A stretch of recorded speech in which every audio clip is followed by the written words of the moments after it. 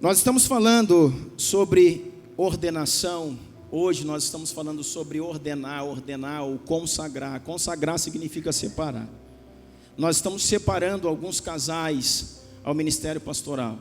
Homens de aliança, homens de honra que têm caminhado conosco, nós estamos separando ao ministério pastoral.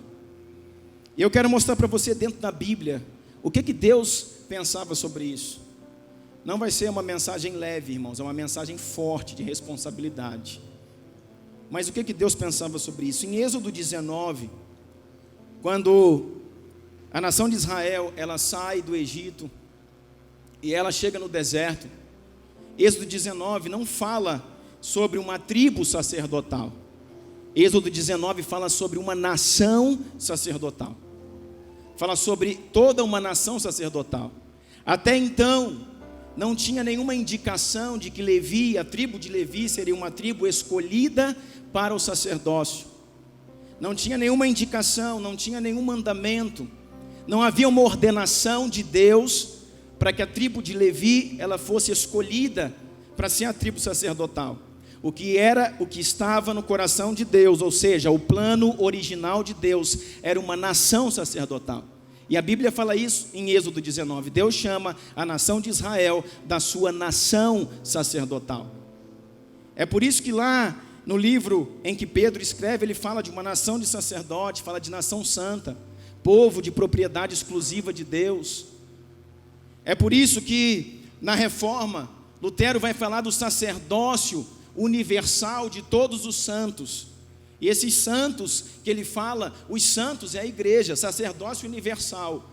É onde a igreja se move como sacerdotes. Aonde não há B ou C, não há um grupo separado como sacerdotes, mas todo um povo, remido e lavado pelo sangue de Jesus, são constituídos por este sangue sacerdócio ao seu Deus e Pai. Então esse era o desejo do coração de Deus, que toda a nação fosse uma nação sacerdotal. Só que quando que isso começa a mudar? Quando que Deus começa a separar Levi? Como que Deus começa a ordenar Levi? Deuteronômio, eu vou citando alguns textos, depois você confere, não vai dar tempo da gente ler tudo, mas Deuteronômio 10:8 vai falar exatamente que é neste período que Deus separa a tribo de Levi. Que período é esse? Deuteronômio é chamado de segunda lei. Deuteronômio traz para nós os reflexos, traz para nós as lembranças dos principais momentos daquilo que foi vivido. E Deuteronômio está dizendo que é neste momento, em que momento que Deuteronômio está dizendo? Entre a primeira subida e a segunda subida de Moisés no Monte Sinai para receber as tábuas, é nesse momento que Levi é ordenado, que Levi é consagrado, que Levi é separado para ser a tribo sacerdotal. Por quê? Porque Êxodo 32:25 vai falar de quando Moisés sobe até o Monte Sinai. Ali ele fica seus 40 dias, e quando ele desce, existe uma conspiração contra Deus. Quando ele desce, ele encontra um povo corrompido. Quando ele desce, ele encontra uma nação, diz a Bíblia, o termo é desenfreada pelo pecado. Eles pegaram o seu ouro, tudo aquilo que Deus havia dado, e eles fazem ali um bezerro, você sabe bem dessa história, e eles estão adorando esse bezerro. Então nesse momento, a Bíblia fala, o termo fala que eles estão desenfreados. O que é desenfreado, pastor Wesley? Sem freio, não tem como parar. Um carro desenfreado, um carro que estava sendo governado a 120 km por hora e de repente se encontra sem freio, não tem como parar. Não tinha como parar o pecado daquele povo. Eles estavam em festa, eles estavam em orgia, eles estavam em prostituição espiritual, eles estavam adorando um bezerro de ouro. Então a Bíblia diz que Moisés desce, Moisés encontra-se, se depara com tudo isso. Na sua raiva ele até quebra as tábuas da lei. E Moisés vai tentar dar um jeito nisso. Moisés vai tentar parar com tudo isso, mas ele não consegue. Ele não consegue parar com o pecado, com a orgia que havia se instalado no meio do povo. Então ele sai e vai à porta do arraial. Ele sai e vai ao limite do arraial. E ali ele chega e faz uma linha, ali ele chega e determina um espaço e diz assim: todos aqueles que querem lutar contra o pecado, todos aqueles que querem frear tudo isso que está acontecendo, venham a mim. Se eu não consigo entrar no meio do arraial e dar jeito nas condições, nas proporções que ali se instalaram, então eu saio do arraial e chamo para estar comigo, e separo para estar comigo, e consagro para estar comigo, e ordeno para estar comigo aqueles que se posicionam contra o pecado. Amém? Está entendendo o que eu estou querendo dizer? E a Bíblia diz que não um, não dois, não alguns, mas exatamente toda a tribo de Levi, elas saem do meio do pecado. Essa tribo sai do meio do arraial e se coloca ao lado de Moisés, inclusive Arão, que tinha começado toda a bagunça.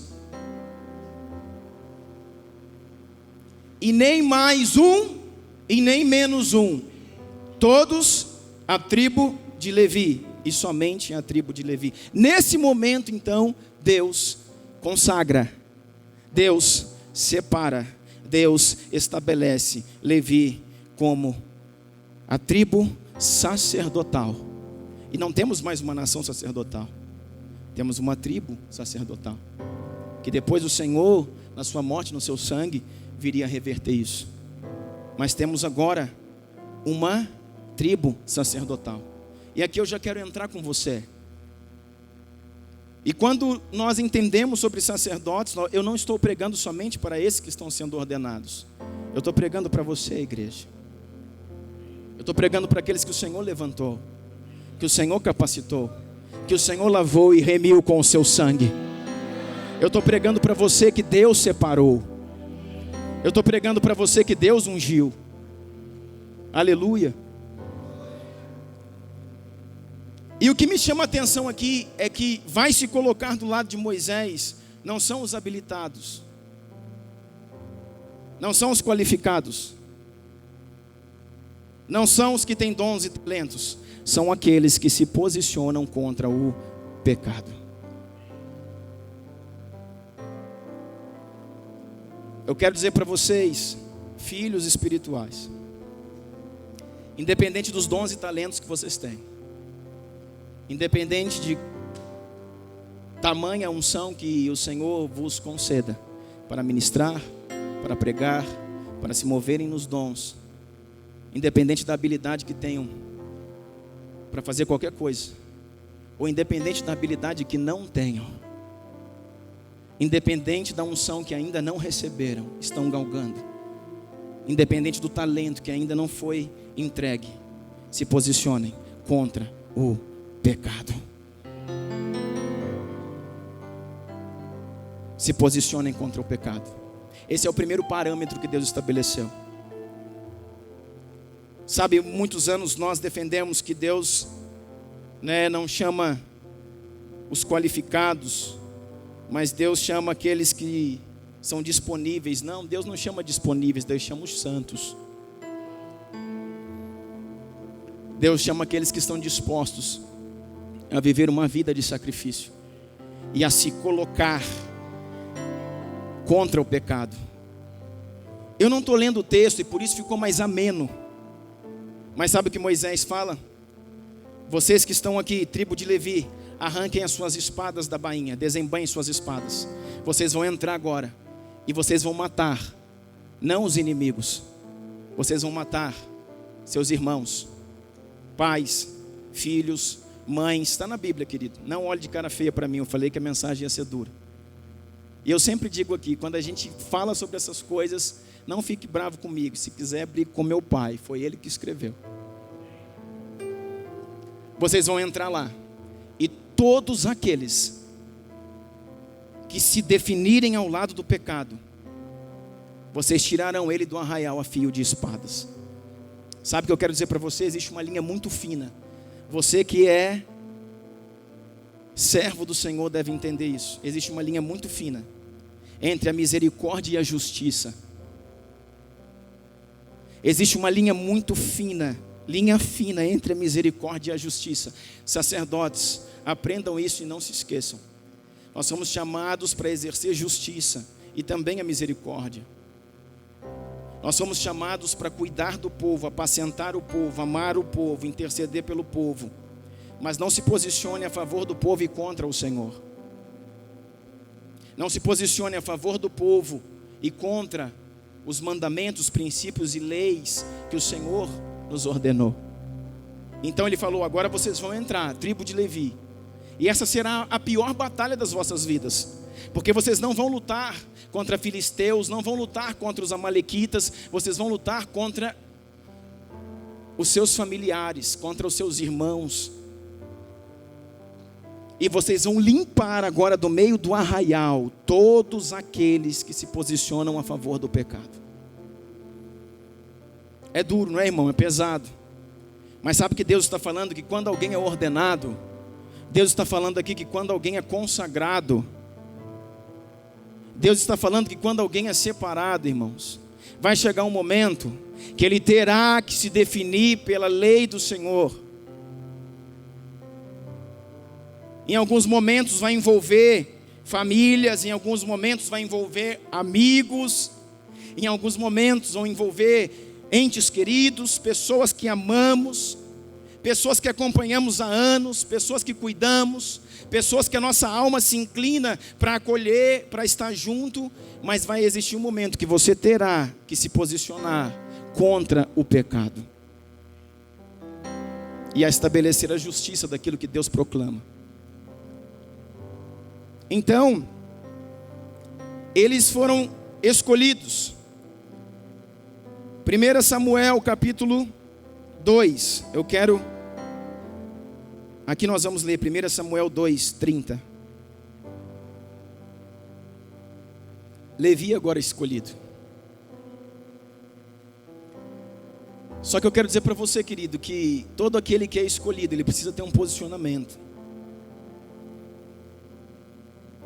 E nós vamos ver aqui em 1 Samuel, no capítulo 2, verso 30, que a linhagem que o Senhor consagrou, que a linhagem que o Senhor escolheu, que a linhagem, a tribo que o Senhor definiu, ela vai começar a se desvirtuar. E um dos descendentes dessa linhagem de Levi, chamado Eli, ele não consegue se posicionar naquilo que Deus ordenou. Ele não consegue dar destino aos seus filhos biológicos, aos seus filhos espirituais. Então chega um momento que Deus vem, e a palavra é 1 Samuel, capítulo 2, verso 30.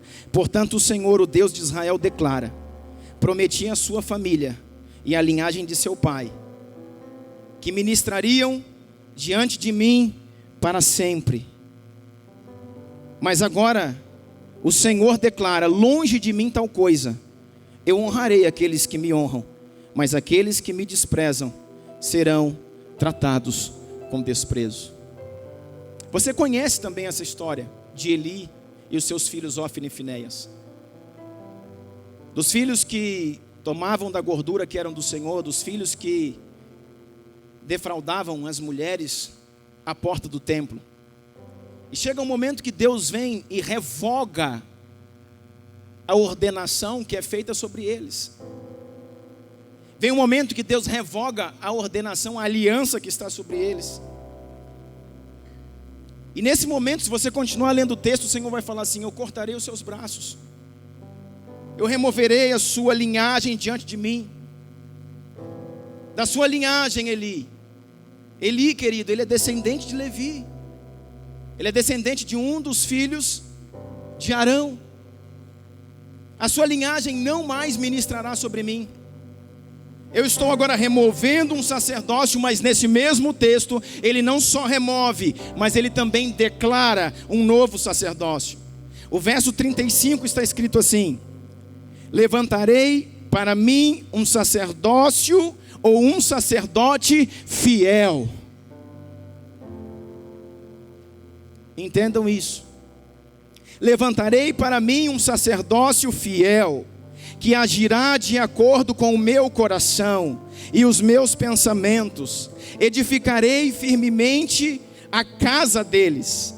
Em outra versão, edificarei firmemente a família deles. Em outra versão, edificarei uma casa firme para mim. Eles ministrarão sempre perante o meu ungido. Que ungido é esse que o Senhor fala?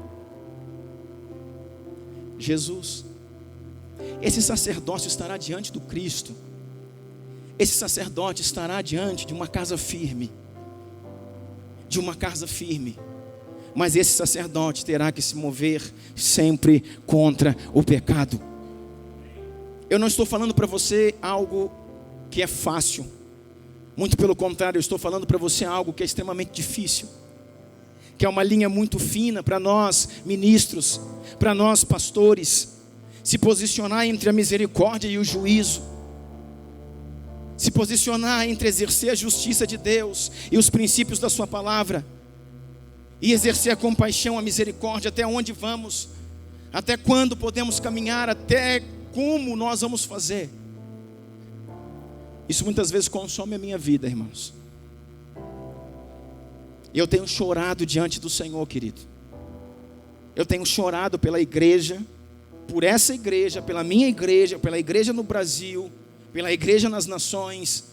Nós pregávamos aqui no nosso último café que nós fizemos, que Deus tem dado o entendimento para nós, que o juízo que está estabelecido no Brasil, a igreja não sofre as proporções de um juízo que está estabelecido pelo Brasil. É o Brasil que está sofrendo pelo juízo estabelecido sobre a igreja. Porque a pendência do Senhor não é com os ímpios. A pendência do Senhor é conosco, sacerdotes. Essa é a pendência do Senhor. A pendência do Senhor não é com os ímpios. A pendência do Senhor é com aqueles que ministram no altar.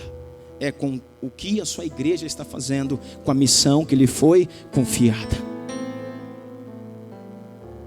Eu dizia aqui, nós queremos tirar os corruptos de Brasília. Antes nós temos que tirar os corruptos do púlpito.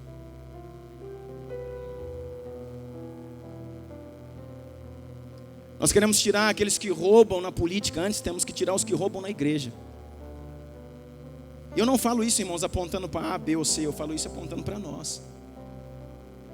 Apontando para uma realidade que nós nos deparamos a cada dia. Aquele que é pastor sabe do que eu estou falando. Aquele que aconselha. Aquele que caminha junto. E por isso então existe um juízo de Deus que está estabelecido sobre a igreja. E a nação sofre por causa da igreja. Não é a igreja que está sofrendo porque o Brasil entrou em juízo, não.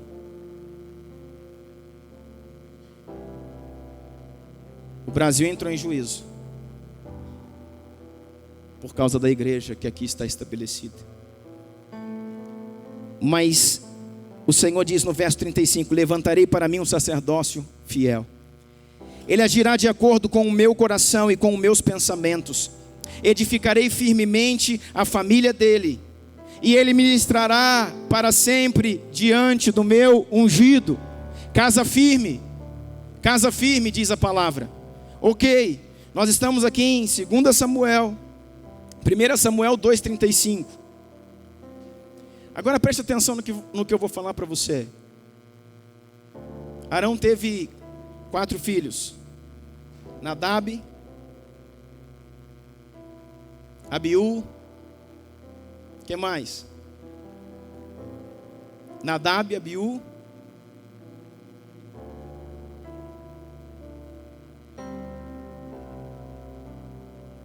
Itamar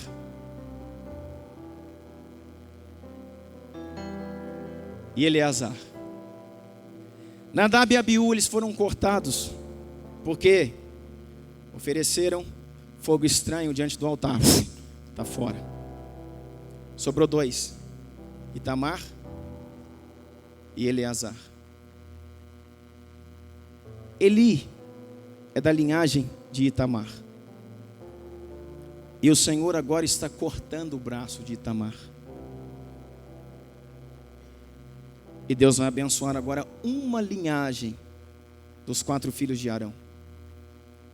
2 vieram oferecer fogo estranho, foram automaticamente consumidos, estão fora. Sobrou 2, Itamar e Eleazar. De Itamar vinha até bem, gerou Eli. Eli não deu destino à sua casa. Eu quero dizer para você que Eli era bom. Mas Deus não procura homens bons, Deus procura homens justos. Eli fazia aquilo que era bom. Eli era bom, mas era omisso. E muitas vezes nós pastores, quando eu digo nós, eu estou me colocando no meio. Nós somos omissos para ser bom. Muitas vezes nós somos omissos para nos tornarmos bons diante dos nossos filhos, diante da nossa casa, diante do nosso rebanho. Eu já passei muito por isso, irmãos, e já me arrependi muito. Eu falei: Deus, nesse momento eu fui bom, mas não pratiquei tua justiça. Esse era o problema de Eli. Eli mesmo em si, ele não tinha problemas. O problema dele é que ele era cego, ou seja, a visão era limitada. Ele morre com uma cadeira apoiada na estrutura, ou seja, ele se apoiou na estrutura que ele mesmo construiu. Ele descansou numa estrutura e caiu. A sua visão era limitada. E ele praticava bondade, mas não praticava justiça. Ele se omitiu. E por causa disso os seus filhos não seguiram os seus passos. E o sacerdócio depois dele, Ofni e Finéias, foi corrompido. E o Senhor falou: não, eu preciso exterminar o DNA de Eli. Eu preciso exterminar o DNA de Eli. Isso que você está transmitindo aos seus filhos espirituais é profano, é maligno. Seus filhos, aqueles que estão sendo gerados debaixo do seu pastoreio, são profanos. Eu vou cortar o braço de Eli. E é isso que Deus faz. Nadab e Abiú chegaram diante do altar com fogo estranho e foram consumidos. Ficaram 2 filhos de Arão, Itamar e Eleazar. Agora Deus está cortando o braço de Itamar. Por quê? Porque da linhagem de Itamar veio Eli e os seus filhos. Estão desqualificados. Só sobrou um, Eleazar. E da linhagem de Eleazar vem Finéias. Não aquele Finéias do Ofni e Finéias, aquele Finéias de Números. Que quando Balaão, com sua doutrina diabólica, maligna, eu vou te passar o texto aqui porque eu não tenho como ler com você, você só confere. Números 25 vai falar sobre isso. Existia ali um homem que é meio profeta, meio místico, meio estranho, chamado Balaão. E quando vem o rei de Moabe, vem contra Israel, Balaque, rei de Moabe, ele contrata então esse homem, tido como um profeta, Balaão, para que profetizasse contra Israel. Para que o povo de Deus, a igreja do Senhor, ficasse com medo. Então, Balaque vai lá e diz assim, Balaque, rei dos Moabitas, fala assim para ele: vai lá, Balaão, e profetiza contra Israel. Diz que Israel vai perder a batalha. Diz que Israel está com algum problema. Cria uma confusão no meio deles. E eu te darei dinheiro. Eu lhe pagarei pelo serviço. Então Balaão vai e tenta profetizar. Mas quando ele tenta profetizar maldição sobre o arraial, Deus coloca bênção na sua boca. Sabe por quê, querido? Não há maldição contra os escolhidos do Senhor. Nada pode prevalecer contra o arraial do Senhor. E ele tenta pela segunda vez, e tenta pela terceira vez, e tenta pela quarta vez. E na quarta vez que ele vai lá e tenta profetizar contra Israel, contra os ungidos do Senhor, Deus vai e coloca na boca dele bênção. Então Balaque, rei de Moabe, diz assim: você vai perder o dinheiro. Você vai perder o dinheiro, era muita coisa que eu ia te dar. E ele falou: não vou perder não, eu tive uma ideia. Como você teve uma ideia? Olha aqui para mim, presta atenção no que eu vou falar para você, igreja. Eu tive uma ideia. Você, Balaque, rei dos Moabitas, você quer que eu profetize contra o povo mais forte da terra. Não há nada que possa vencê-los. Não há ninguém que possa ir contra o Deus de Israel. Eles são invencíveis. Eles são invencíveis. Não há nada que possa ir contra o Deus de Israel. Não há nada que possa se levantar contra esse povo. Mas eu tenho uma ideia. Faz o seguinte: pega as mulheres de Moabe, sensuais, coloquem elas com seios de fora, coloquem elas com roupas sensuais, e ponham as suas mulheres, as mulheres de Moabe, para visitar o arraial, para se aproximarem de uma forma sensual do povo de Israel. E eles vão se contaminar. Se nós não conseguimos de fora para dentro, não conseguimos trazer algo de fora para dentro, nós vamos causar uma confusão interna lá dentro. Do meio deles mesmo vai insurgir um problema. Só existe um jeito de vencer esse povo: fazendo eles se levantarem contra o seu Deus, fazendo com que aquele que luta por eles lute contra eles. Está ouvindo? Fazendo com que aquele que luta por eles, o Deus de toda a terra, lute contra eles.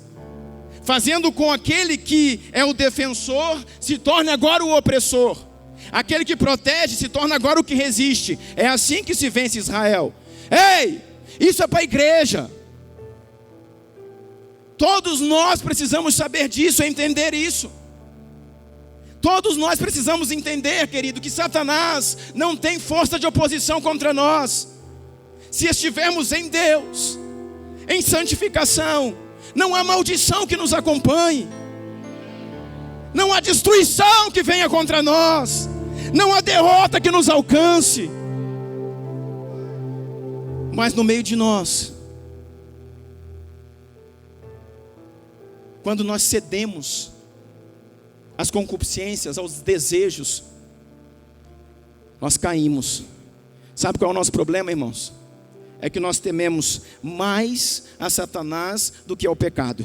E eu quero dizer para você nessa noite: o seu maior inimigo não é Satanás, o seu maior inimigo é o pecado. O seu maior inimigo é você mesmo. O seu maior inimigo é o eu.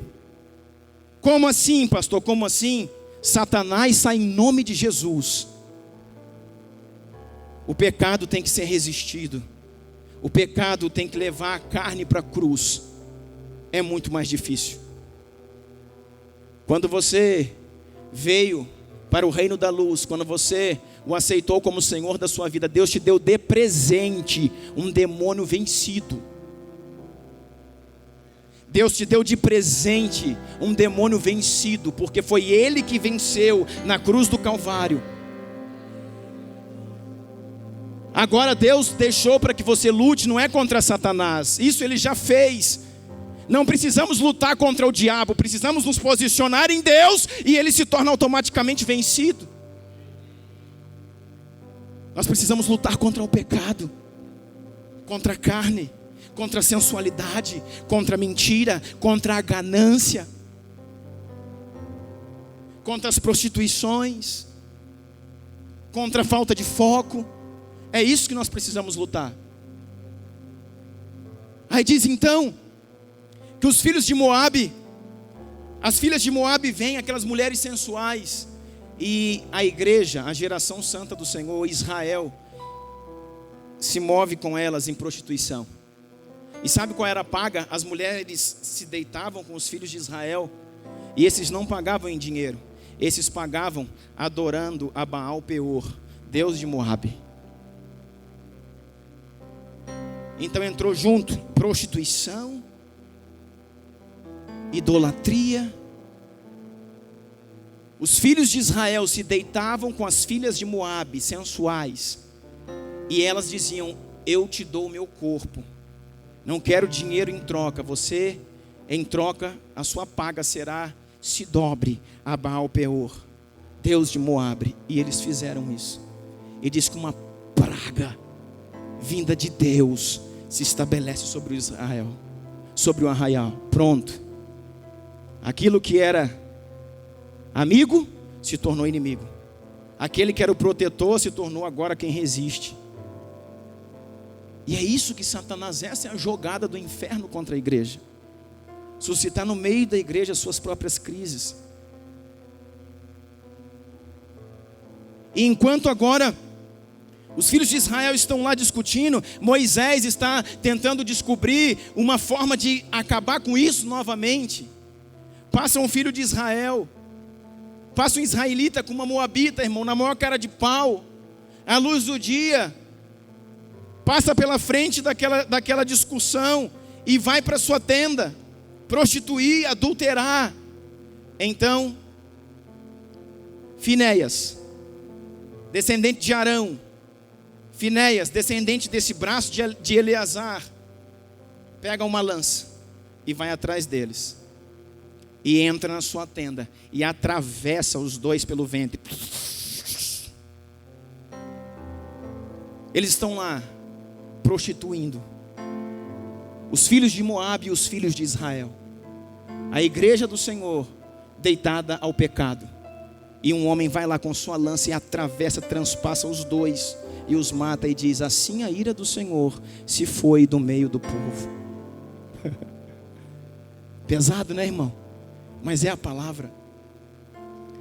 Eu abri esse ano aqui dizendo que nós temos crônicas, nós temos conto, nós temos poesia. Mas a palavra de Deus, sabe como que ela é classificada? Como que você acha? Crônica, conto, poesia? A Bíblia diz: uma espada afiada de dois gumes que corta juntas e medulas, separa a alma e o espírito.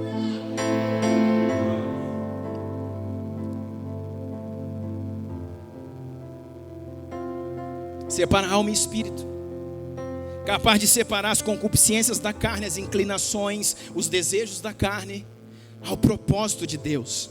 Só essa palavra pode fazer isso. Só essa palavra tem o poder de fazer isso. E eu preciso me submeter a ela. Eu preciso estar em Cristo. Aleluia. Então esse homem vai e transpassa. E sabe o que diz aqui? Deixa eu ler só esse versículo.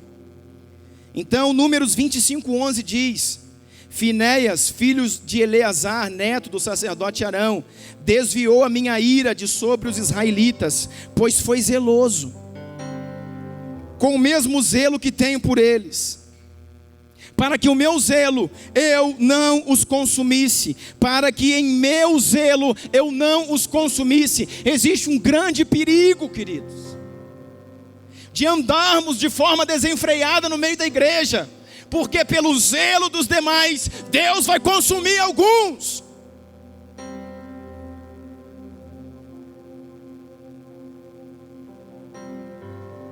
O Senhor está dizendo, para que em meu zelo eu não os consuma. E o Senhor fala para este homem, para este Finéia: diga-lhe, pois, que estabeleço com ele a minha aliança de paz.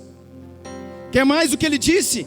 Dele e dos seus descendentes, dos seus filhos, de toda a sua família, será a aliança do sacerdócio perpétuo, porque ele foi zeloso pelo seu Deus e fez propiciação pelos israelitas.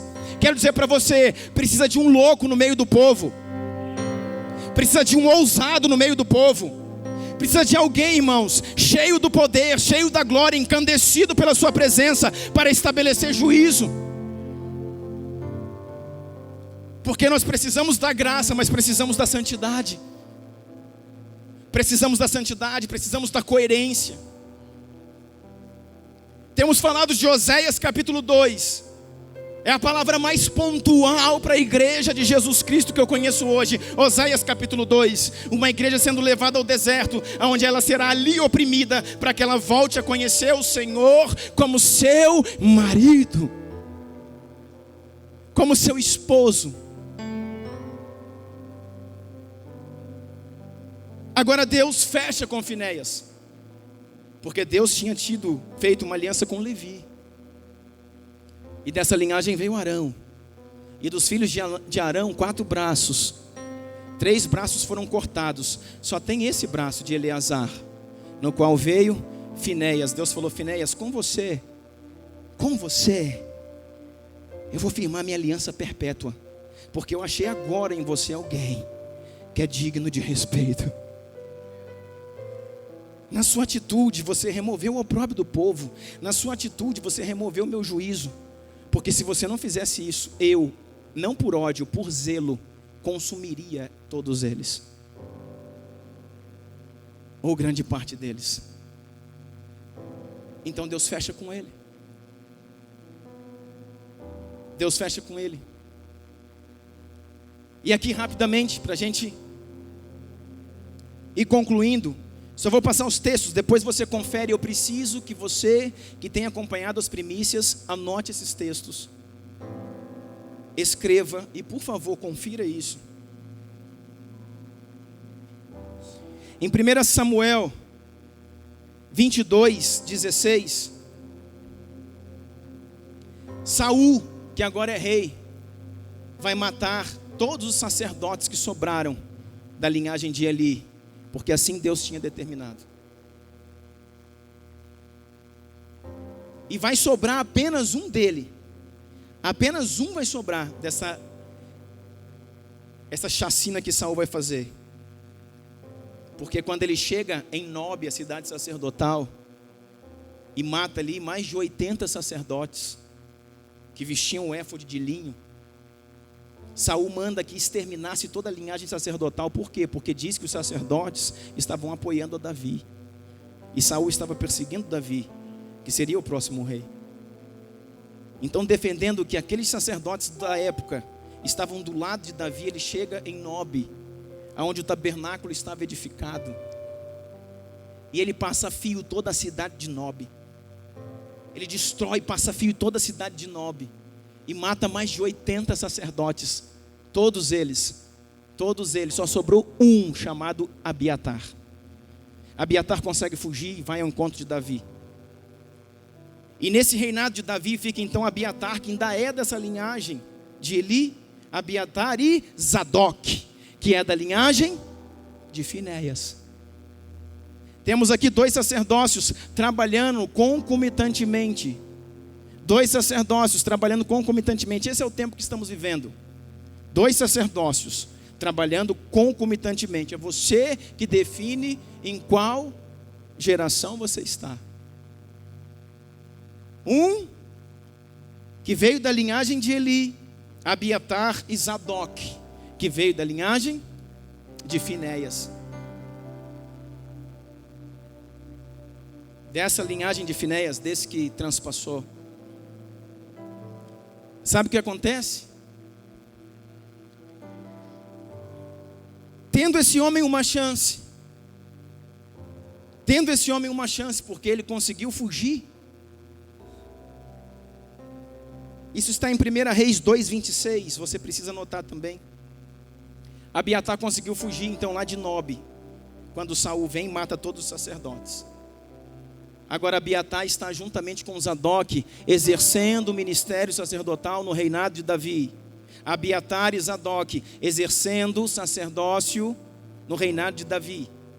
Mas acontece que Absalão, filho de Davi, faz uma conspiração contra o pai, e Abiatar entra nela. Pronto. Era o que Deus precisava. Abiatar, ele entra na conspiração contra Davi.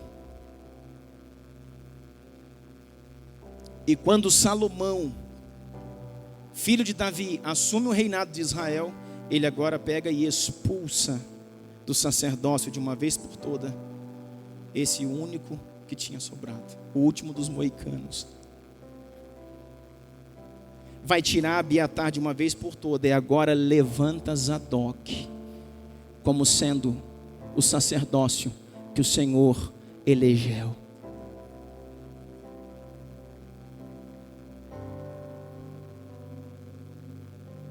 A Bíblia fala que nesse momento, querido, nesse exato momento, a palavra de 1 Samuel 2,35 está se cumprindo.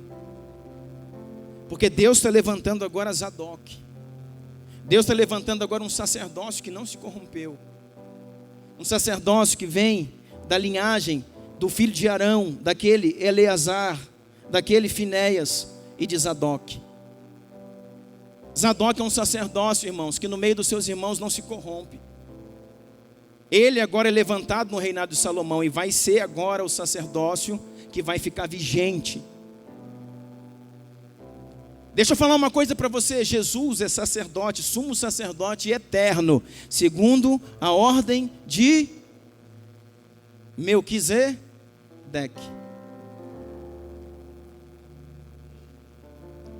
Algumas versões e algumas traduções originais hebraicas dizem Melquisadok.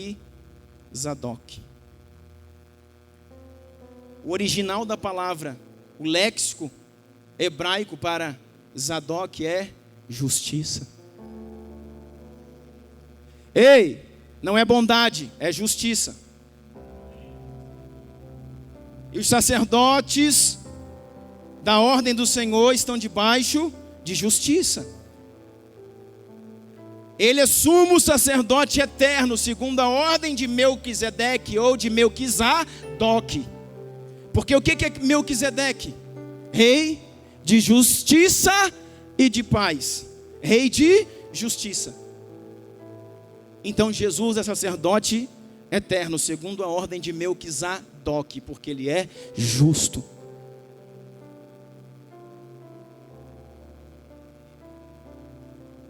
E agora eu vou ler para você o que Deus fala para esses homens. Eu preciso que você abra aqui. Aleluia, Jesus. Te louvo, Pai. Te glorifico pelo Teu Espírito.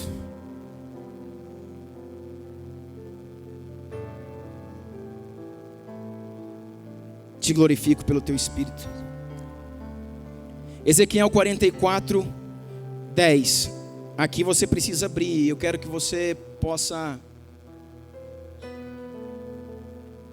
projetar para mim. Ezequiel 44, 10. Os levitas que tanto se distanciaram de mim, quando Israel se desviou. Vou chegar mais perto de vocês. Eu quero que vocês prestem atenção nisso. Os levitas que tanto se distanciaram de mim, quando Israel se desviou, e que vaguearam para longe de mim, indo atrás dos seus ídolos, sofrerão as consequências da sua iniquidade. Sabe o que Deus está falando aqui? Olha aqui, igreja, toda igreja. Existe recomeço, existe perdão, existe misericórdia. Mas eu tenho dito isso para vocês desde a virada do ano. Existem consequências.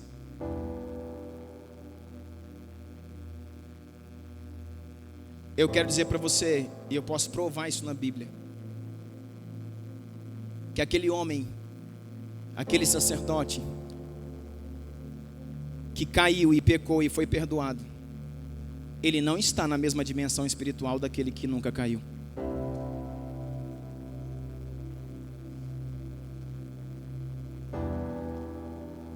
Ele tem as consequências, o que nós chamamos ontem de âncoras de iniquidade. Ele tem limitações no seu ministério, no seu chamado. Porém é melhor se manter puro e santo do que um dia ser restaurado. E é melhor ser restaurado do que permanecer no pecado. É melhor ser restaurado do que permanecer caído. Não há dúvida disso. Mas é melhor permanecer puro e santo do que um dia ser restaurado.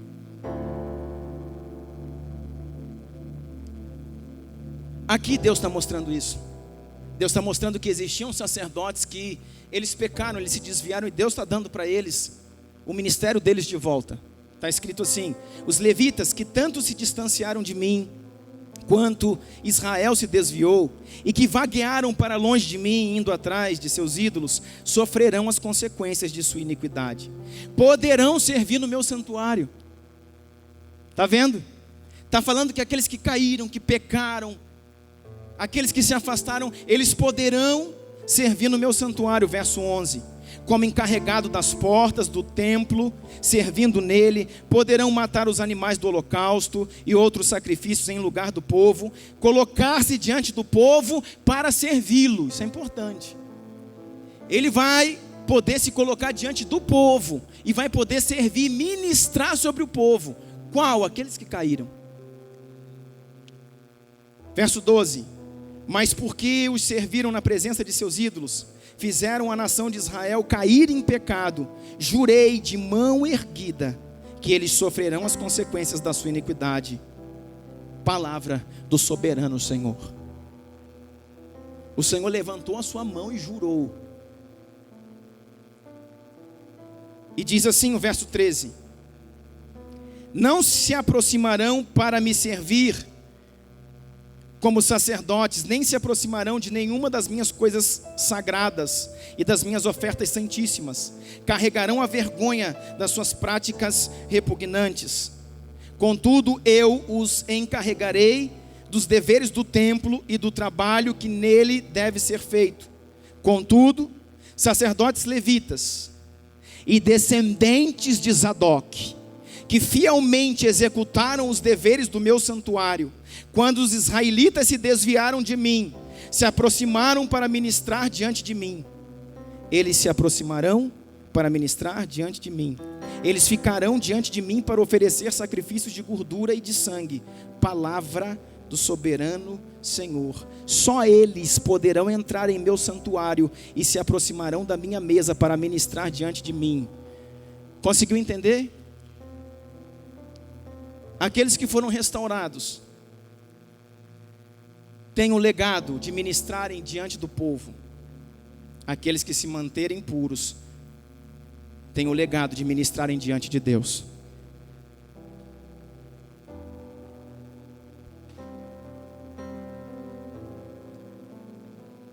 Limitações.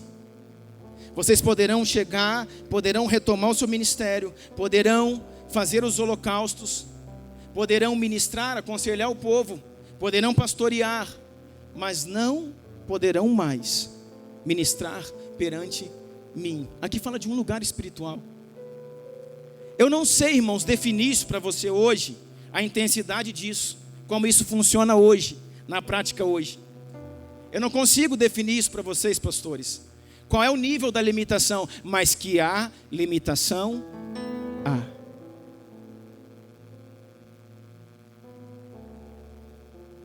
Quando em Êxodo 17, Moisés, ele chega em Refidim, o povo está seco, existe seca, existe fome, e o Senhor diz para ele: pegue a tua vara e fale com a rocha.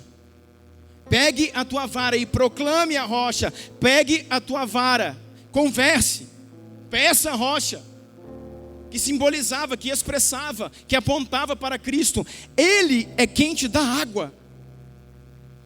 Ele quem sacia a sede dos meus filhos. Então ele pega a vara e ele espanca, ele fere a rocha, e ele morre automaticamente, não é isso? Não é? A rocha verte água e toda a comunidade bebe. E os camelos e os gados, um camelo bebe 200 litros de água. Uma rocha. Aí você está dizendo: deu certo. Não deu certo. Eu quero dizer para você: nem tudo aquilo que temos êxito quer dizer que Deus aprova os meios pelo qual temos êxito.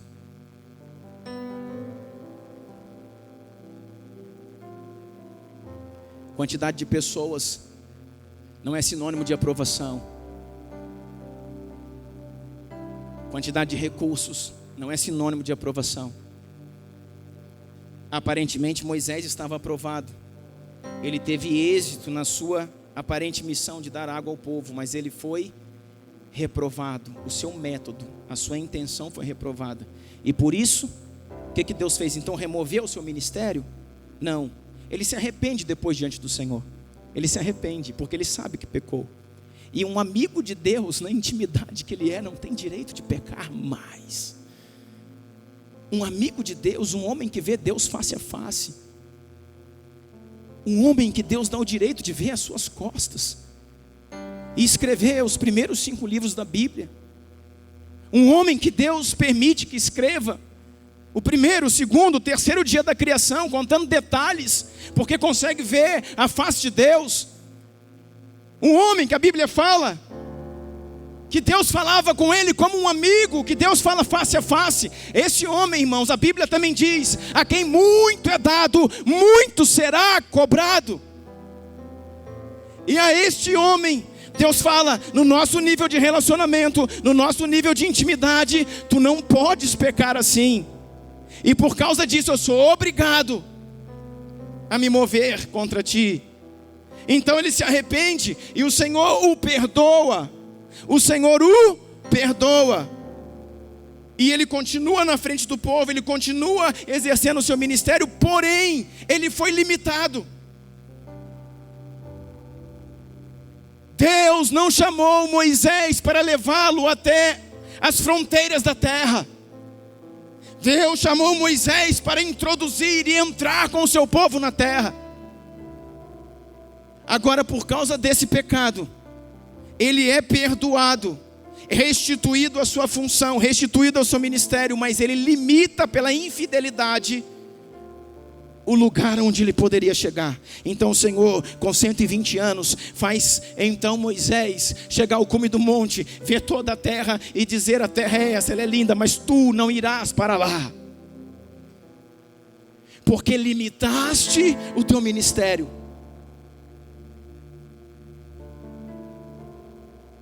Eu quero dizer para você, querido, vamos começar assim em 2016. Se você está caído, seja restaurado. Se você está caído, por favor, procure ajuda. Se você está fraco, em nome de Jesus, procure ajuda. Se você está caído, seja restaurado. Mas se você está de pé, cuide, pelo amor de Deus, para que não caia. Porque não tem: eu vou consertar, eu vou me arrumar e eu vou voltar para o meu lugar. Você não vai voltar para o seu lugar. Você vai voltar para o seu chamado, mas fora do seu lugar espiritual, que Deus um dia te concedeu. Fora desse lugar. Então você pode perguntar: pastor, mas o senhor falou essas coisas não são aí na lei, é tudo muito dura, porque a antiga aliança é muito dura. Eu vou terminar, irmãos, com Apocalipse, seu capítulo, depois você lê a Bíblia, procura lá. Quando Deus escreve a carta à igreja de Éfeso,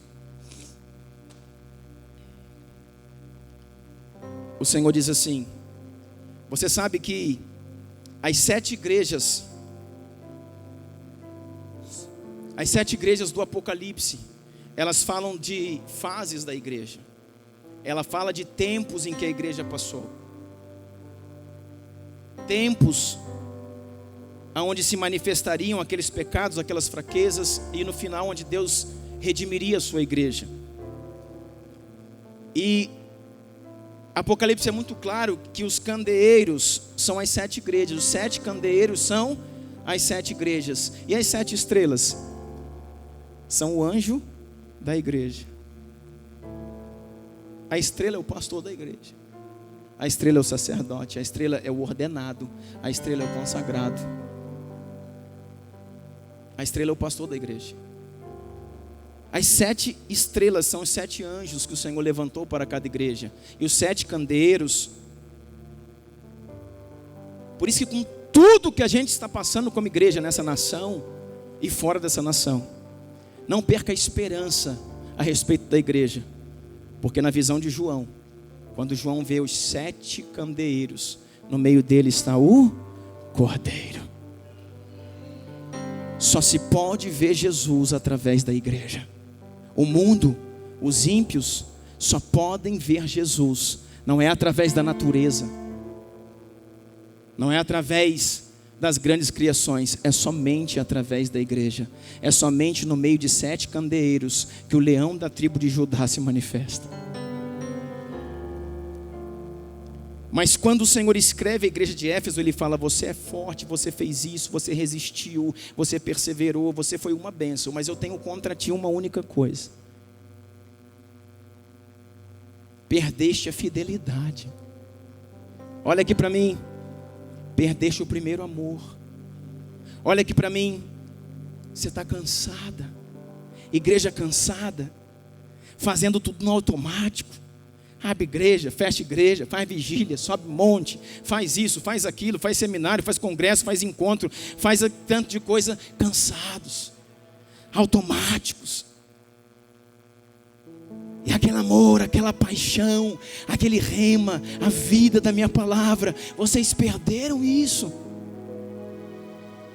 A paixão se perdeu. A alegria de me servir perdeu. Os olhos brilhantes quando se prega, perdeu. As lágrimas no altar, se perdeu. Não há mais gana, não há mais vontade, não há mais esperança e desejo pela redenção, pela vida de Deus. Vocês estão mecânicos, automáticos, embora não tenha pecados aparentes, mecanizados. Isso é falta do primeiro amor. Isso é suficiente. O Senhor fala assim: se não te arrependeres, venho contra ti. Isso é nova aliança, Apocalipse. Sabe para quem que Deus está escrevendo isso? Para a estrela de Éfeso, o sacerdócio. Se não se arrependeres, venho contra ti e removo o teu candeeiro. Se não te arrependeres e voltares como era antes, eu, o Senhor, venho contra ti e removo o candeeiro. Quem é o candeeiro? A igreja. Eu tiro o teu ministério, eu removo o teu chamado, porque não foi nada por aparência que eu chamei para ser constituído. Não interessa o que as pessoas estão vendo, interessa o que o Senhor está vendo. Interessa aquilo que está edificado dentro do coração de cada um.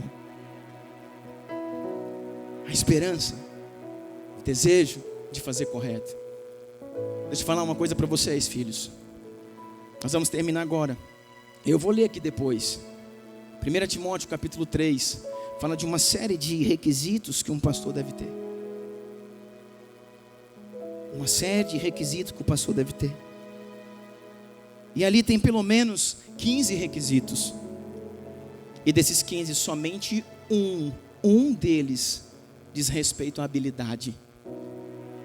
Que a Bíblia diz que ele deve ser apto a ensinar.